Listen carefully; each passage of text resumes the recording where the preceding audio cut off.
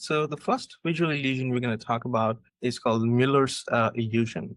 In this Miller's illusion, these two lines are of the same size, yet our brain perceives these two lines of different size, and it appears like this one is larger than this one. Now, we'll come back to this discussion on why our brain interprets this as larger than this. But let's look at another example where the Miller's illusion is at work. Now, this and this are the same size, but this is looking larger than this. And before we talk about why it is so, let's look at an explanation as to, in terms of two different things. Number one, if you remember the discussion on is constancy, in other words, an object size stays constant irrespective of whether it's closer to you or away from you. So if you see something increasing in size, you assume that it's getting closer to you. You don't assume that smaller things are becoming bigger. We assume that things don't change their size. Size remains constant. The image of this line and this line that's formed on our retina is of the same size, but brain interprets it differently. Now, why? We can understand this. There are several explanations, but one explanation is this. We can combine our understanding of the size constancy and distant perception together to kind of interpret how our brain uses this illusion. Although these two are of the same size, it has an inward wing, gives us an appearance that this is closer to us. It's as if the outer corner of a room. Whereas because of these outward wings, right, this looks like an inner corner of a room. Now, an outer corner of a room and an inner corner of a room gives us different perceptions about how far this line is from us. An outward corner of a room looks closer or appears closer to us, and an inward corner of a room appears away from us. Now, so you can explain this in terms of like, okay, the size of these two lines is same on the retina, yet one appears closer and the other appears away. And we know that when objects go away, they decrease in size. Yet our retina is actually seeing these two as the same size. The only explanation then would be to imagine the brain interprets that because the size of this is same as this one, even though if it's farther away, our brain assumes that it's probably larger than this one. So that's Miller's illusion. Again, there is no perfect explanation for this. This is one potential explanation that I found more reasonable. Now let's get to the second illusion called the Ponzo illusion. In this illusion, although these two lines are of the same size, let me show you, but it appears that this as longer than this one. And again, you can understand this by taking into two different assumptions here. Number one, our brain believes that parallel lines, right? Parallel lines, they come closer when they are farther away from us. And parallel lines look more away from us when they're closer to us, right? Now, assuming that maybe it is that the image of this and this line is same, the image of this formed on retina is same. So our brain kind of interprets as, wait a second, these two lines are the same size, but according to the linear perspective, this line appears to be farther away from us when compared to this. And when an object is farther away from us, its size decreases. But given the fact that these are the same size, but it's farther away, suggests that this is larger than this one. So that is one explanation for Ponzo's illusion. Now let's move on to the other illusion called the impossible figure.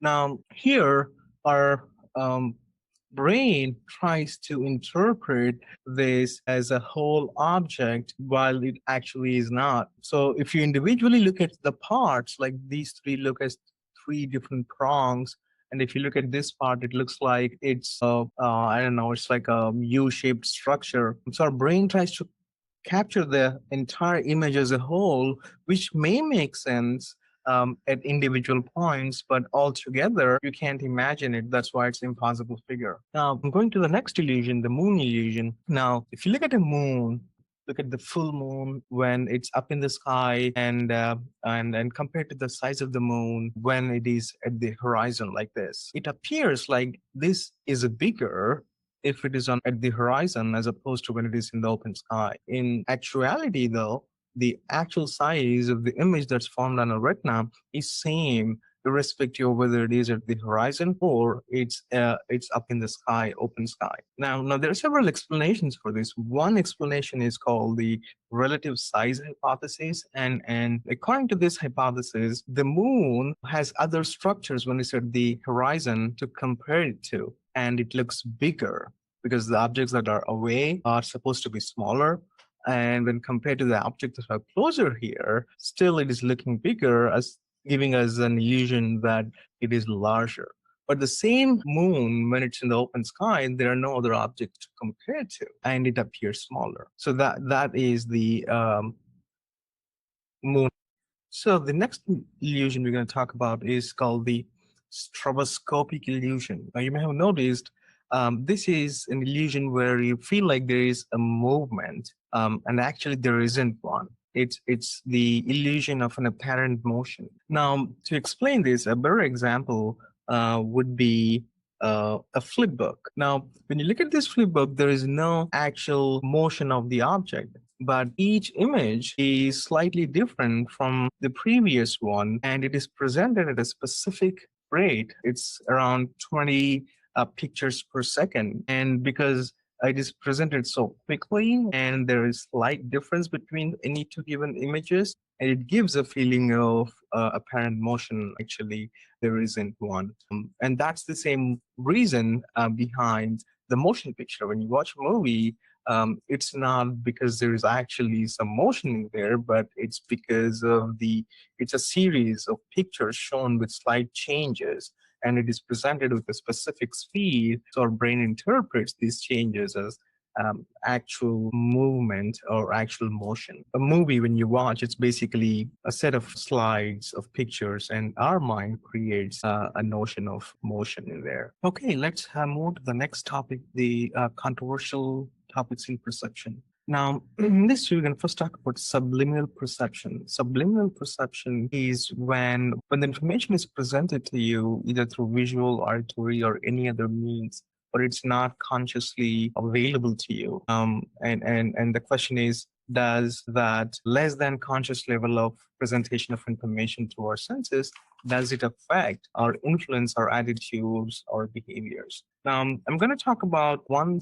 specific study where the participants were subliminally shown either images of an Apple logo or an IBM logo. Now, what it means by showing subliminally is presenting these images to a person, but at a rate so fast that the individual doesn't remember or consciously aware of this information being presented to them. And later, when the same participants were shown or given a task called the creativity task, it was shown what researchers found was the participants or the group that saw the Apple image did did well on the creative task when compared to the IBM, suggesting that this subliminal below level of conscious processing of these pictures had somehow influenced their ability to act creatively in a given scenario.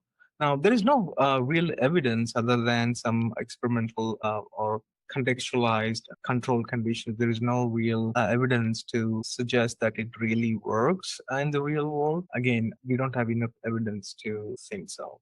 Now, there is another controversial topic that is, I think, is more interesting, and that is ESP. It's the extrasensory perception. It is our perceptions beyond the five senses we have. So that's why I have this picture of the sixth sense. We're talking about sixth sense here. The different kinds of ESPs, and usually there is a field, psychology called parapsychology, that examines these phenomena specific to extrasensory perception. And basically what it means is our perceptions of things beyond utilizing our five senses. Now, there's several kinds or examples of this. Is clairvoyance. Clairvoyance is basically a person claims that he knows or she knows about the events that are happening at the same time but elsewhere. Precognition, for example, an individual believes that he can foresee the future. Or let's take the telepathy. Telepathy is when the individual thinks that he can read minds of others. And there is another called psychokinesis, and sometimes it's actually called telekinesis. It is not just extrasensory perception, is beyond that. It is the idea that people can actually control the objects in the real world. Like you may have seen this person who claimed that he can actually bend the spoon without actually bending it with his hands, which again is not ESP, but still it's about having these extraordinary abilities beyond the normal. So, well, the research on ESP is little to none. Critics say it is not science. There is no real evidence to suggest it, and I haven't seen any either. But that's about controversial topics, and that's the end of this video on perception.